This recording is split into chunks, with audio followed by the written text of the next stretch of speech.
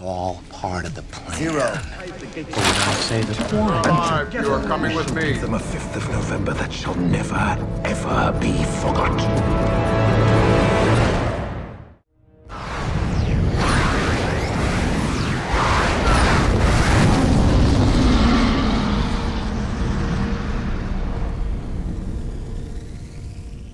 Guess what? We've got another split sequel for you. So welcome to V for Vendetta Part 3, Treason in Plot Part 1. Oh, that's tacky. That's really tacky. Who asked you? Anyway, we're making our way through V for Vendetta's dubious legacy. And we've just covered the underdevelopment of the characters due to their inadequately depicted backstories. We formulated 3 rules of adaptation to successfully bring a property from another medium to the silver screen. 1. Cut a bunch of stuff out. 2. Patchwork the plot back together with what's left. And 3. Deliver a complete, emotionally satisfying viewing experience. And here's our assessment of V for Vendetta's adherence to them. Now, some might call this list self-serving and devoid of actual objective validity. Anyway, let's move on. The next most prominent symptom of V for Vendetta's hyper-compression to feature length is the rival plotlines fighting with each other for emphasis and screen time. Like the character issue, this leads to a lot of telling and a little abbreviated showing. Also, amid all the things they did right, there are some serious sequencing and pacing issues. Some of the most profound sequences get so diced up and glossed over that they're indistinguishable from the less important ones. And when the foundational setup for a pivotal moment isn't flatly explained or sped past, it's actually very curiously played after the event, putting the narrative cart before the horse. We're actually shown why we should invest in and anticipate an action after we've seen it play out, effectively robbing it of all tension. At best, I guess we retroactively feel something about it. Well, that's something. Giving the background for something ex post facto can certainly work. But it's probably not the best idea to play out practically every key scene that way. Near as we can tell, V for Vendetta has 5 main plot threads. V's mission of revenge and resistance. Evie's metamorphosis into a rebel soldier. Finch's investigation and pursuit of V, which has the increasingly tense Creedy and Sutler dynamic riding its coattails. The love story between V and Evie. And the people of London slowly getting red-pilled into taking a stand against Norsefire, which is embodied in Dietrich's arc. Maybe you don't even consider those last couple to be fully fledged plot lines, huh? Well, that's kind of the problem. Let's look at these one by one. V's rampage, the framework of the film, is sapped of most of its drama, and V's goals are obscured by the fact that he's so resolute and effective in accomplishing every one of his objectives that he borders on being a Gary Stu.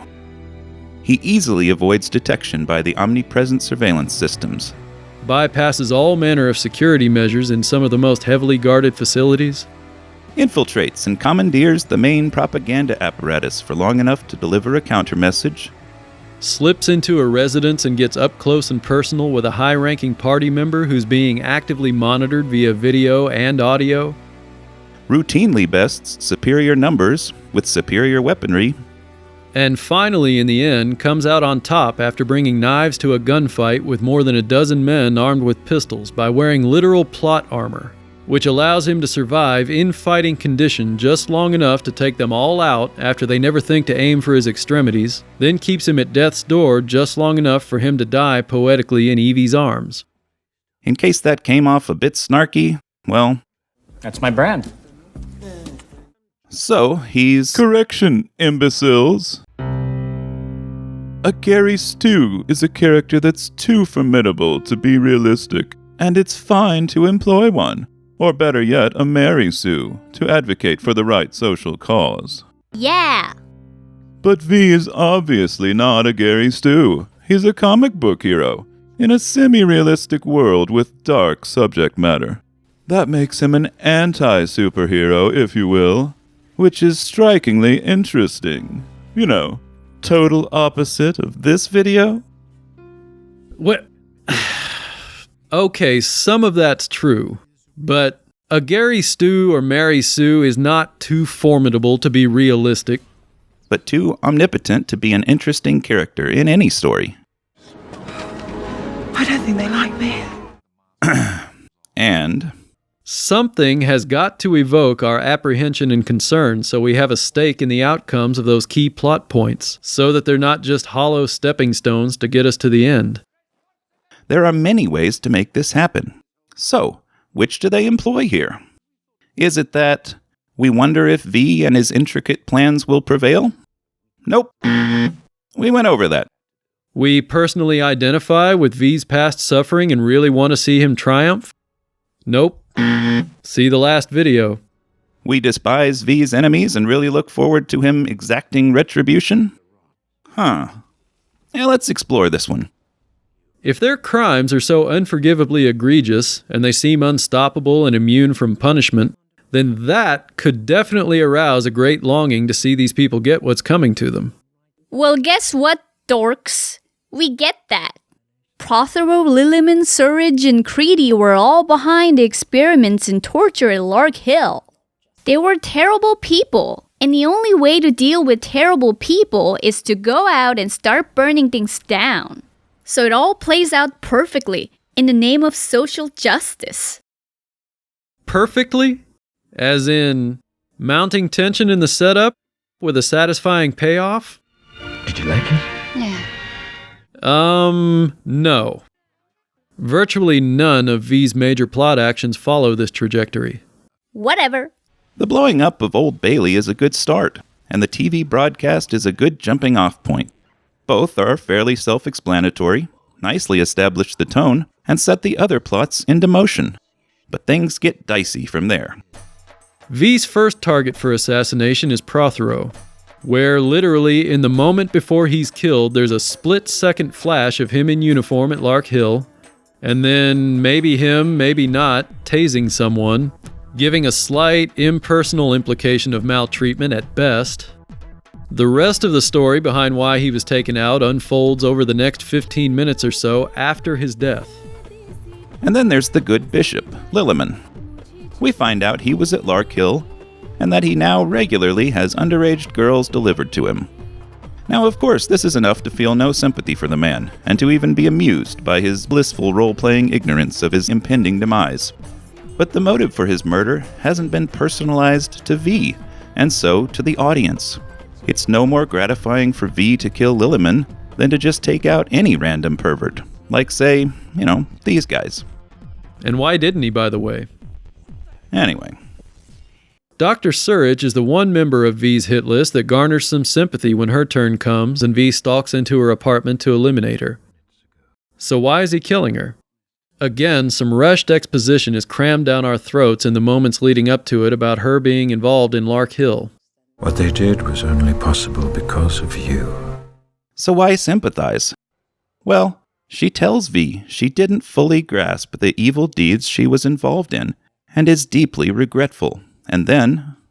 Is it meaningless to apologize? Never. I'm so sorry. So what we got here was a really nice moment between them. Sincere, superbly acted, creates an intriguing contrast to the merciless, violent slayings of the others. But tragically, the foundation wasn't adequately built under it until post-mortem we get a few passing glimpses with voiceover of her at Lark Hill, including no actual contact with V, and then Dr. Surridge's part is done. So without the effective desire for these people's punishment to drive our involvement in these events, what are we left with? Some sequences that are impressive on the surface, and not much else. Well, nothing else matters, except to geek YouTubers with nothing better to do than point out flaws that aren't there. Hey, some people demand more substance from their viewing experience. And you think they'd watch this channel? V's next step is to meet with Finch, posing as missing intelligence operative Rookwood, to fill him in on a whole lot of narrative background. And according to form, it comes too late. After several of the offenders are already deceased. The good news is that this is done in the context of a clever ruse to light off an espionage scheme. in which V offers Finch evidence of the key Norse fire figure's culpability in exchange for him surveilling Creedy. Which is just so Creedy will notice and have his suspicions confirmed that Sutler has it out for him. So V can convince Creedy to personally deliver Sutler to him in the finale. This is a fun little game of intrigue, deserving of much more elaboration and screen time.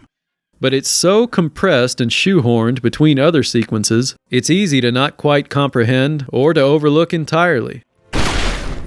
And we're also deprived of a lot of suspense and conflict growth potential. What if Creedy went to Sutler to find out why he's being watched, and Sutler said, "What are you talking about?" What if Creedy accosted one of Finch's agents and grilled him about why he's being spied on, and that led him back to Finch? What if Finch got so pissed when he found out V had tricked him that he confessed the whole thing to Creedy? But how is it actually executed? Everything works out perfectly in under 15 minutes. Well, that may be a lot of things, but it's not inefficient. Evie's arc is the emotional core of the movie, and we can't accuse them of not pulling it off. It's definitely there. She's well set up from the beginning, as fearful but strong-willed and harboring a spark of defiance. And it takes a nice trajectory from there. So where's the problem then? Well, it happens here. And it's more an issue of time and pacing than content. After being black-bagged by who she thinks is the fingerman, but turns out to be V, she undergoes a transformation dramatically significant enough to get its own movie. Certainly many full features get by on less narrative weight. But this, maybe the most important transformative sequence of the entire piece, starts at the midpoint and carries on for a total of... Can you guess? About 16 minutes. Then she's out and fully transformed. This thread, and arguably the whole movie, dramatically hinges on this. And if you took one fairly involved bathroom break, you could have missed it entirely. Afterward, we don't see much of Evie for a while, so other things can happen. And then she comes back in time for a dance, to say goodbye to V, wrapping up the love story, which we'll get to in the next video, and to make her last decisive move to solidify her allegiance to V's rebellion, which I suppose is now her rebellion, and throw the switch to send the explosive train to Parliament. They did their best to build the drama around this final action, but it doesn't quite land, because there's no question as to what's going to happen, and there's no immediate dramatic effect from her going through with it. And there was no added apprehension whatsoever by having this guy show up. And why not? Well, that brings us to the next thread. A good chunk of the plot is pushed along by Finch's investigation. Now, as we mentioned, old Finch didn't quite get the attention he deserved as a character. And maybe that's really what happened. But I see this chain of events, these coincidences. Exactly. Wow, you're helping us out more than you did Norsefire. Many of his discoveries are the audience's discoveries that help build the mythology of V for Vendetta. And that's a bit of a problem. That's all they do. Since Finch isn't the protagonist, as the investigator often is, we don't invest much in him. We just kind of check in on him and his case occasionally to pick up some information. No doubt his discoveries are largely the products of good old-fashioned expert police work. But the way they're timed and truncated, they come off more as convenient for us than hard-earned for Finch. He discovers Dr. Surridge was at Lark Hill just in time for the transition to her death scene. He discovers Creedy's missing intel operative Rookwood just in time to realize, hey, I just got an email from that guy. Let's go meet him and grab some exposition. And he chooses to go into the abandoned tunnels, within earshot of the big gunfight, just in time to hear the ruckus and get there just after V's death. When Evie situated him into an impressive shrine, and just before Evie throws the switch to start the train. Now sure, coincidences and fortuitous stumbles like this aren't too uncommon in the movies. And they're not sloppily done here at all. But here and there they poke their heads just above our suspension of disbelief, which is the kiss of death. Because they're all played for plot logic and not for drama. But let's get a little more personal with old Finch. Most of the time, he's working against V's plan, as an on-again, off-again antagonist, and his loyalty remains with Norsefire almost until the end. But he beautifully carries out the classic detective's procedural trope of discovering, bit by bit, that the criminal he's hunting may just be the good guy, and the people he's working for aren't what they seem. And this progression of Finch's shaky loyalty to the party deserves some discussion, as it's the silver lining of his plot. He uncovers that his own superiors are probably behind the St. Mary's virus. A fact that seems to pretty well topple his worldview, wedging him into quite a dilemma. He initially doesn't act on it, and in fact continues to serve the aim of stopping V by filing the one report that accurately predicts V's mode of attack on Parliament. to which V's saving grace is Norsefire's dysfunction. Do you have any evidence to support this conclusion, Mr. Finch? Just a feeling. This government will not survive if it is to be subject to your feelings. And it's in these progress reports to Sutler that we get the mounting animosity between Sutler and Creedy, which is done completely with dialogue.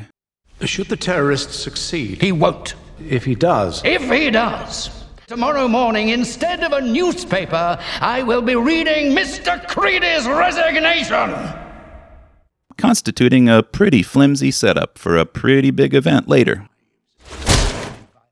Then Finch's meeting with Rookwood, V in disguise, is the last straw and he begins to turn. This whole thing takes place because V had recognized there's something special about this guy and singled him out as the stone-cold investigator, not swayed by propaganda or any other polluting influence in his search for the truth, and that'll be willing to put his own guy Creedy under surveillance in exchange for proof of his suspicions. So before he even realizes it, Finch is vital to V's plan. What were you waiting for? Well, for you, Inspector. I needed you.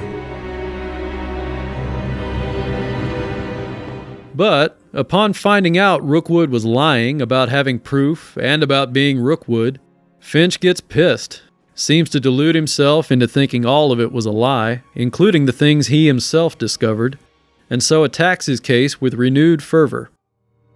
so what do we do now, Inspector? We do what we should have been doing. We find him. At this point, though, the things he's learned can't be unlearned.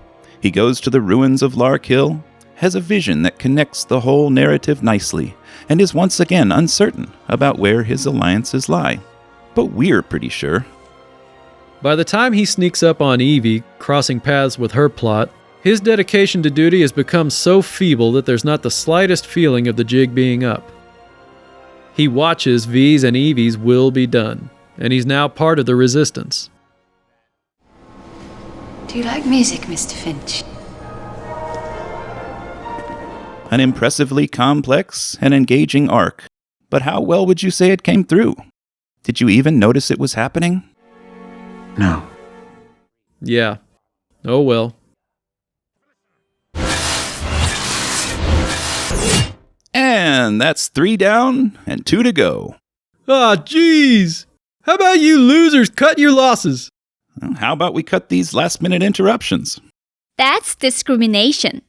Okay, we'll leave them all in. That's discrimination too. Of course it is. In V for Vendetta Part 3, Treason and Plot Part 2. We'll mop up those last couple. Plus a little bonus segment that's hush-hush for the moment. And it's coming soon, folks. To make sure you don't miss it, go ahead and subscribe, get notified, like, follow, and share. We'll be back with you shortly, and as always, thanks for watching.